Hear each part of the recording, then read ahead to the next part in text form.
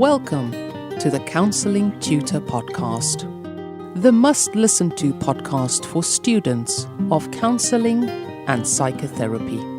Here are your hosts, Rory Lees-Oakes and Ken Kelly.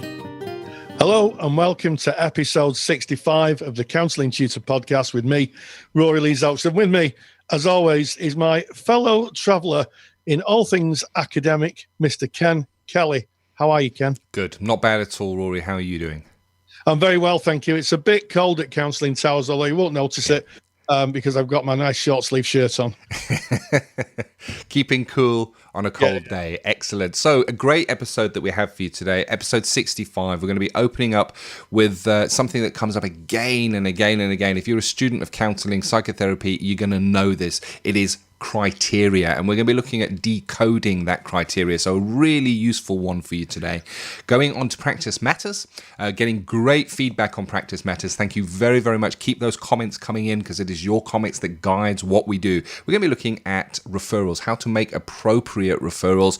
Definitely, if you are in practice, you are going to be making referrals and having referrals made to you. It is an important part of practice. And then we're going to be closing today's episode by looking at timelines in counselling. Really interesting. I know Rory was telling me just before we started, this is something that is done again and again on residentials that Rory took, and some really interesting stuff comes from that. So looking at timelines in counselling. But kicking off today, talking about decoding criteria. We write our assignments, we are asked by the awarding bodies, by our examiners to hit the criteria. It can, you'll notice if you're watching the video of this that I have no hair left, and that was from my student days, pulling my hair out, trying to hit that criteria. It can be so slippery, like a piece of soap, slippery. But Rory, criteria, tell us more. Yeah, well, criteria is the word that strikes fear and loathing into the heart of every counselling student. And the reason for that is that, as I explained in a lecture that I've delivered, that it's a different language. You're being asked to speak an academic language, and it literally is like learning a different tongue. And the question I got today is from the email box, my inbox from email. And I will say this because it's not one on our Facebook page. I'll just say it's writer A. And she says, I'm really struggling with my course. I'm okay to journal, but I'm finding it hard work with the criteria. And then goes on to explain the criteria is 4.1, explore the difficulties of verbalising concerns and prioritising them. Well, that's as clear as mud, really, isn't it, Ken? It is. And the interesting thing here, that the criteria work in there, or the academic word in there, is the explore word, isn't it? Yes, absolutely. So explore is have a look around. Yes. Basically. So if you explore, if you go, I don't know, on holiday, you explore, you wander around the streets, you have a look around, you identify things of interest, and then you talk about them. And that's exactly what this question's asking.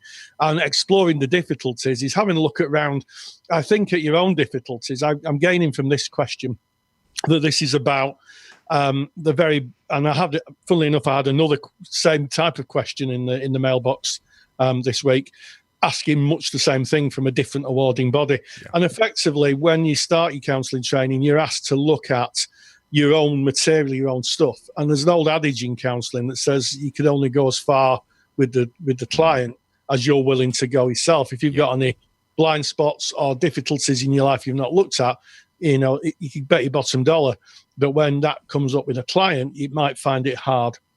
And we have to kind of sort ourselves out a working process before we can really be of use to anybody else, I think. And that's really addressed in early training, certainly level 2, certainly level 3.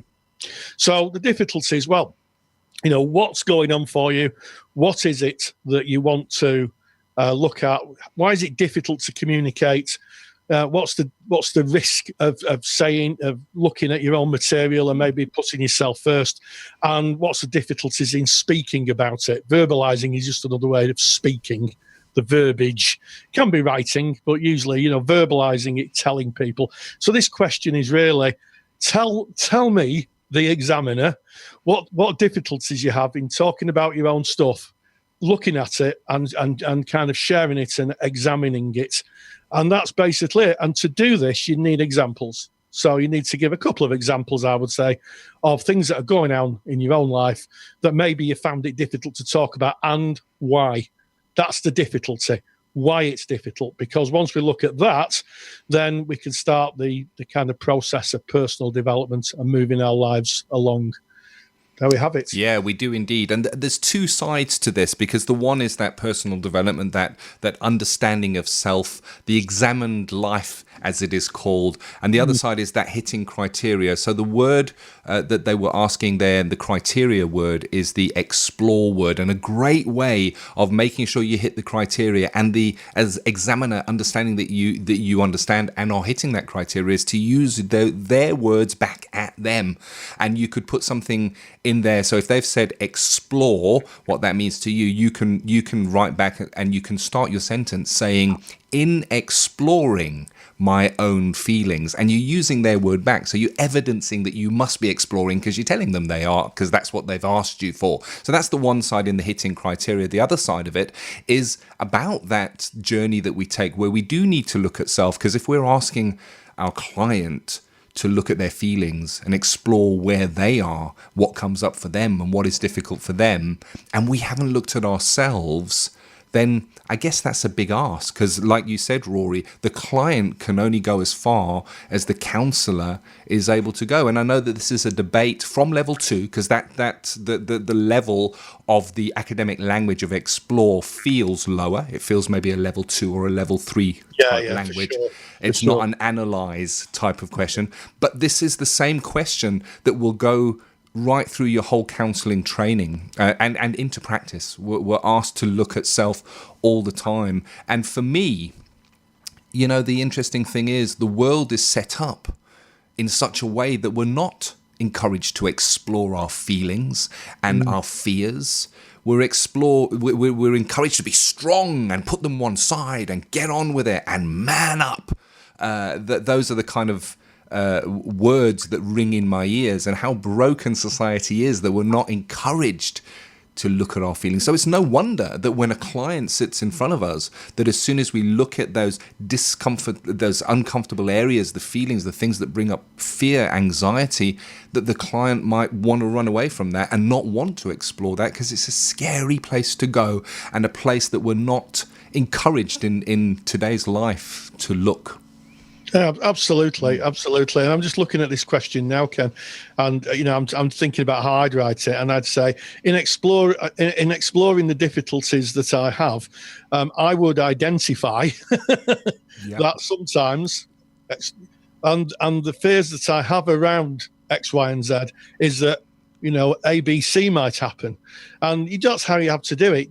And I think one of the thing is with academic language is we're not asked, generally speaking, to go into any great depth in our day-to-day conversation. So if I was walking along with Ken and I pointed to a car and I'd say to Ken, "What's that?" Ken would say, "It's a car." And hopefully, and we would have a shared understanding of what it is. In your assignment work and when you're working at college or university, you're asked to kind of explain to someone who's pretending they don't know, so they know exactly how much you do. So it's no good saying, "Well, that's a car." Well, how do you know it's a car? What makes it different from a van? Oh, yes. That type of thing. So you have to give real clear examples. And I think that's the difficulty. It's far different to the language we use in our day-to-day life. It is, and there's a danger, and this danger comes with hitting criteria. And I'm going to use the car analogy that Rory mentioned over there. If Rory and I were walking along and Rory pointed and said, "What's that over there?" I might say, that's a car. In fact, that's a Ford, and Ford was a company that was started by Henry Ford, and Henry Ford did blah blah. I'm no longer on criteria. That's not what they're asking. And it's so easy when you have so much information. And I mean, we go to college, we go to university to learn all that information, but it's so important that when we answer the assignment questions, that we answer what they ask. We may have a broad understanding on the topic, and it's very easy to go off topic and start bringing information about Henry Ford and how he invented this and that, and that's not what they're asking. They're asking, "What's that?" And that is a car. Yeah, exactly. And if I was walking along with Ken and we saw a car and there was a van, parked next to it, I'd say, Ken, what's that? And he'd say, it's a van. I'd say, well, what's the difference between a car and a van? Yes, compare and contrast the car and the van. And this is the academic language. And that's why I said at the beginning of this that this question's got the two sides. It's got that personal development and the looking into self, but it's got the academic language side of it. And Rory, I am aware you've just done a really comprehensive lecture on academic language. Learning a new language, I guess it is, learning how to interpret, decoding that academic language. Yeah, I have, and it's gone down very well. And it's basically a lecture on how to look at these very bland questions that you're asked, explore the difficulties of verbalizing concerns and prioritizing them, and basically learning a way of breaking it down into more. I'm going to use the word thoughtfully common language, so that you can start from what you know.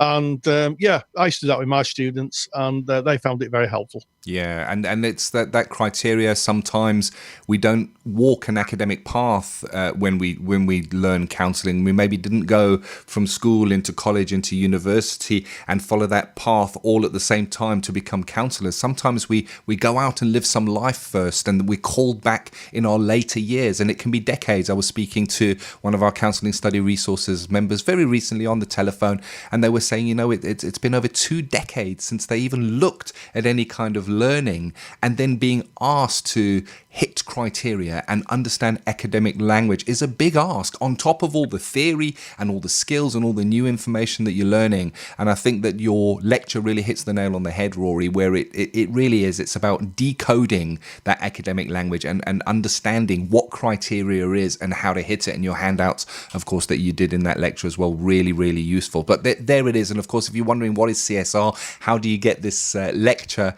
Well, at the very end of today's podcast, we will cover where that comes from. But putting that criteria neatly one side, hopefully it has been hit, the criteria of the question that came in. We move on to practice matters. And Rory, you're looking at something really important today. You're looking at referrals. I am. And one of the things that I used to teach my students about how to identify a referral opportunity. So I'm going to go in depth with that, talk about why we refer. I'm going to quote from a theorist and hopefully give those people who are in practice, maybe you've just started your practice or maybe you're still practicing, some real concrete ideas of when to refer, how to refer, and crucially, making sure that referral is seamless, so the client doesn't feel like that they've failed, or that even the counsellor can't help them. That it's explained, it's done in a relational way. Like it. And without any further ado, I'm going to refer you now to Practice Matters. Practice Matters. If you look at the 2016 BACP Ethical Framework, it makes reference to working within our competence. Ethically, we're obliged to consider if our level of training and our clinical experience are a good match for the client's presenting issues. We're also required to reflect on any barriers that may hinder or disrupt the therapeutic relationship, as well as being confident the client is getting the service they're asking for, addressing the issues they want to explore. Sometimes it's easy to confuse being judgmental with making a clinical assessment. And in terms of referrals, I'll give you an example of maybe challenging a client who could not make psychological contact because they attended sessions under the influence of alcohol or drugs. The same type of assessment may be needed if a client was in a psychotic state, such as hearing voices or disconnected from reality. Now, generally speaking, there are 5 clear reasons why referral may be necessary. And I'm actually paraphrasing a writer called Singh in 2007. I might actually make a link, I'll put a link in the notes to his work. And he identified basically 5 really good reasons why you want to make a referral. First of all, when they're presenting issues are beyond the counsellor's proficiency. So here we have a situation maybe where a client turns up wanting help with a personality disorder.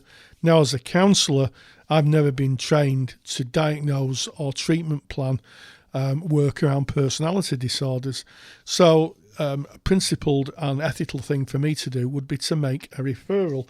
And it's also about working with certain presenting issues. Legally, counsellors are obliged to refer on anyone who comes to discuss issues around being adopted. And I've covered that in another podcast.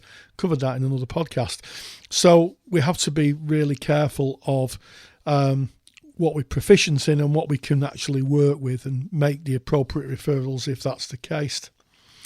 Also, when the therapist feels their personality and the clients are incompatible, and this is interfering with the counselling process, it would be lovely to think that the core conditions ameliorated and worked with every type of conflict. In reality, they don't. Sometimes people just don't get on. A reason for this could be that the client is experiencing some transference. Maybe you remind them of someone from the past, or vice versa. You work with the client and they remind you of someone from the past. Or it could possibly be that you just don't fit. You're just not a good fit. And that happens. There's many clients, there's many counsellors, and the real journey is making sure that we make a good fit. And if it becomes apparent that we don't, we try and address it, maybe in supervision. But if it can't be addressed, then maybe a referral may be the best thing. When a counsellor discovers that a client's issues are connected to someone the counsellor knows, such as a relative or a friend. Now, this has happened to me, and it's happened to many therapists I know, where you meet someone brand new to you, and you are brand new to them, you've never met before, and you start the process of counselling, and they talk about somebody, and you realise they're talking about someone you know. And once that happens, really you have a decision to make. If it's someone who's a friend of yours, or someone who's a relative, then really the ethical thing would be to say to the client, you're going to have to make a referral, and explain the reasons why. Maybe it can happen, and it happens more than I think people think. Another reason for referring is if the client is hesitant about disclosing their issues. There is a bit of a fallacy in therapy that clients come and they will talk about their issues. Sometimes clients are not ready to disclose what's going on for them. They may struggle with expressing their emotions, and it may be that something other than therapy is needed, and that is something that comes up a lot. You have to take a view whether people are ready to share what's going on for them. Maybe they're not in that place yet.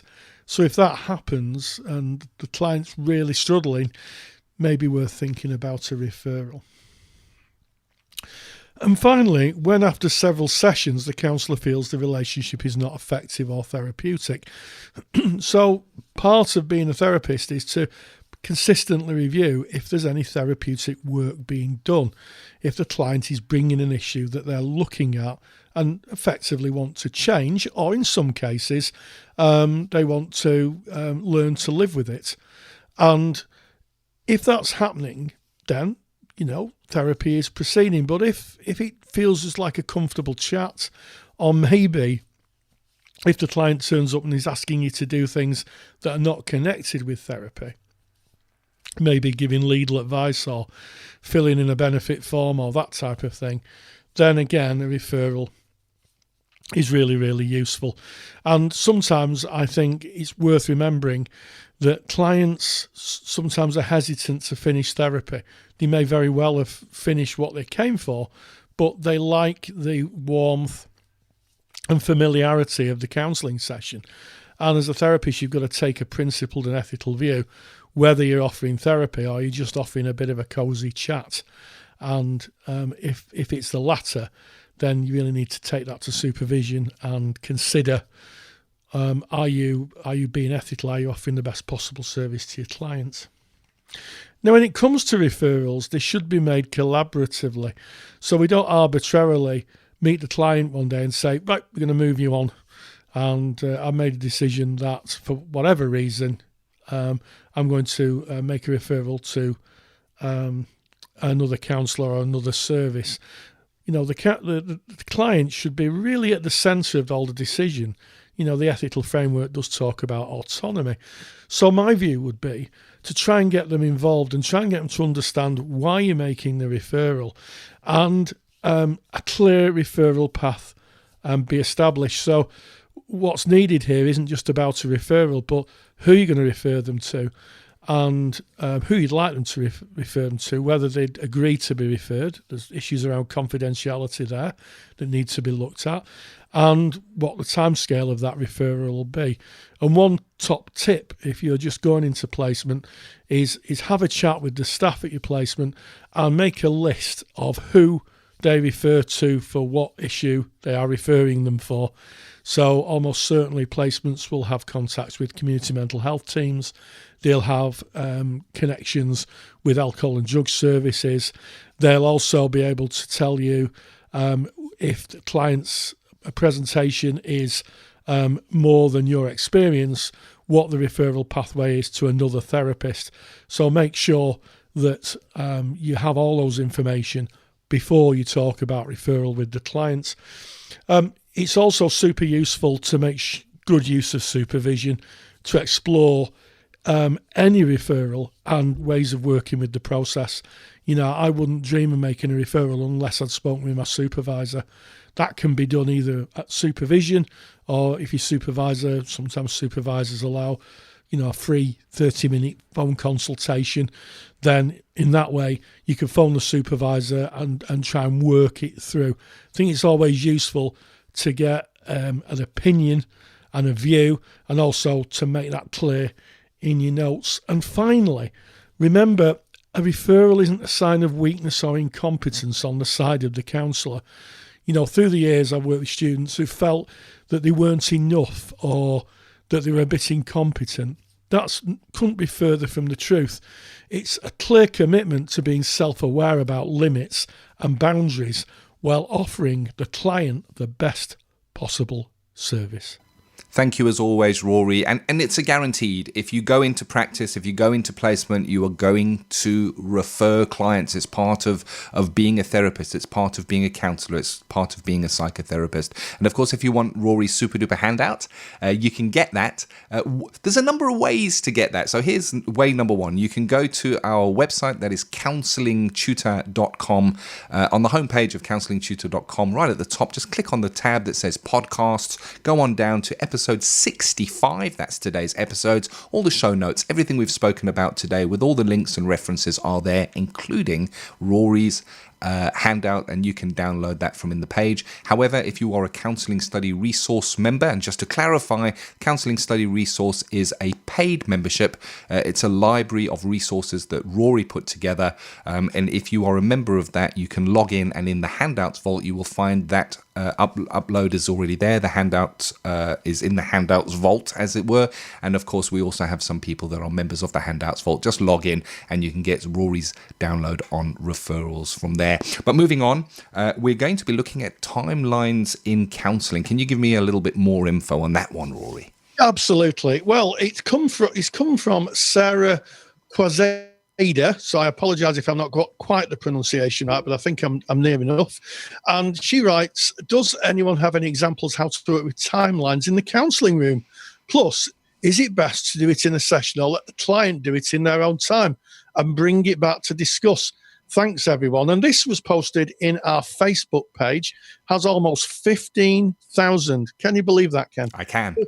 You can? All right, okay. Yeah, because it's such a great community. It is so rich in what is discussed there. 15,000 members.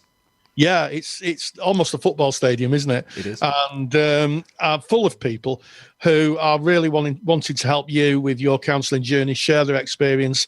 And if you want to join our Facebook page, just go into Facebook, type Counselling Tutor, you'll find us. It's a closed group. Knock on the door. Of course, we're going to let you in and join that growing group of people all talking about counselling, psychotherapy. We've got ourselves in there. We pop in occasionally, myself and Ken. We've got lots of students. We've got some tutors who pop in and are very helpful. So thank you to our colleagues there. And also we've got qualified colleagues who come in and pass the wisdom of their experience on. Great place to be. Indeed. And a big shout out to our moderators who keep the group on topic. So it's advertising free. You guaranteed that you're going to have just good content in there.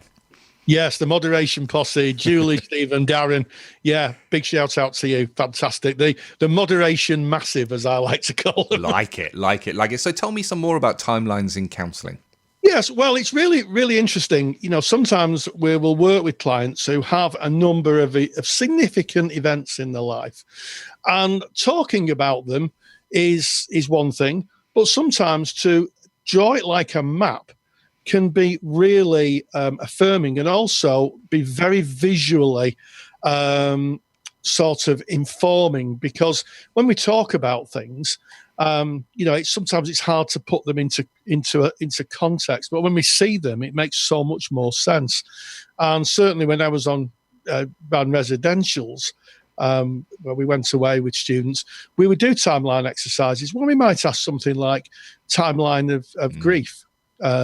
And people would write a long line. So you draw a line along a sheet of paper, and then you would put in when significant people died, and and the age you were. And it was amazing how many people said, "I didn't realise how many people I'd lost when I was 14 or 18 or 7." It's also very good for attachment. So about people coming and going into your life. You can really help a client explore why they may feel that they don't want to form relationships with others if they find that in their very early life they'd had lots of caregivers who just came in and out of their lives. Really useful tool. And I was talking to Karen Burke from the Manchester Institute for Psychotherapy a couple of years ago, and she's a brilliant therapist, and I think a lot of her work, she's a gestaltist, and she has a roll of wallpaper, and she will draw timelines, and she will literally put them all around the room and walk the clients along. Fantastic. Wow. Fantastic. It has to be used thoughtfully. So answering the second part of that question, do you let clients do it in their own time and bring it back to discuss? I would be thoughtful and say no, because it might be that if you let them do it in their own time, it might be a bit overwhelming. This is a big piece of work, certainly with things like grief, attachment, certainly, clients who've had historical abuse, it may need a very, very supportive person other in the room while the realization of what's happened appears. So my view, Sarah, would be if you're going to do timeline work, make sure you set some time for it, and make sure that, you're thoughtful of what that might bring up for the clients. Very powerful. Definitely, because as they're exploring that timeline, the emotions may come to the surface, and you're able to work. And you I guess you never know where that might lead to in terms of where the client chooses to go within that. And also, Rory, as we were discussing this just pre us making the recording for this, you mentioned this is a very person-centered exercise, because it is that person exploring their life and bringing it into the here and now. Because person-centered is not about there and then. It is about the here and now, and how the there and then maybe affects them and how they feel about that in the here and now. Yes, I mean, I think a lot of modern person-centered therapists would use that. And certainly Natalie Rogers did with Carl Rogers' daughter. She developed expressive therapy. Rogers described that as ploughing new ground. And I think, and you might speak to another person-centered therapist who has a completely different opinion, don't we all? Because that's what person-centered therapists are. They're Indeed. A group of people. Yes, we're a big tribe. And, we're one nation, many tribes. And I think it's very person-centered because you're working with what's in the here and now. Yeah. But yes, it does have a nod to our friends in the psychoanalytical world, because you are looking at past events. So we nod respectfully down the line of time, but very, very useful. And, my experience can really, really help clients see what's going on for them. And I think it's a contemporary way of working as well. We speak about person-centered and person-centered. I guess there was a time where bringing a piece of paper into the room and a pen or a pencil would be considered, that's not person-centered. Person-centered is just about the core, but it is person-centered. It's that underlying philosophy of working in the client's frame of reference and being with them unconditionally, prizing them as they bring this information, which in a timeline, I know I've done timelines myself. Rory, you mentioned residentials. We did timelines on residentials. There's a lot of stuff there, and it was really surprising because I started off with a piece of paper and a pen, and I ended up with emotions and feelings that were very close to the surface in the here and now of the moment of looking at that, Rory. Yeah, absolutely. And one plea, if you like, this isn't something for novice therapists to experiment with. Get the fundamentals of your practice right first, because this is about timing. It's not something to be pulled out of a hat like a magician as an intervention. This is something where you might identify that the client's learning style is very visual, in which case you could tentatively suggest it. It's not let's do that, and this will really push it along. Yes. We don't want to be pushing the process along. The client uses the process, but if our timeline helps, then so be it. I like that, Roy. I think that is very wise words indeed from many years in practice. I can tell. So what you don't want to be doing is going, right, so it's session 3. So here's the paper and the pens. Today, we're going to be doing timelines, because that's not person-centered for a start. That's very directive. But it may well be that the client is bringing their life, and as they're bringing their story and their story is unfolding, into the room is coming the timeline of events that have happened and what happened. You may then introduce it gently and saying, I wonder if it would be helpful if we kind of visualize this and put it down and worked on that together. And then you're inviting the client as opposed to directing the client. And that's maybe an informed way of introducing that, certainly in a person-centered way. Yeah, it's also maybe that you can say as a therapist, there seems to be, you seem to be talking about a lot of events. It would help me to understand better if I put it in a timeline. Would that be okay?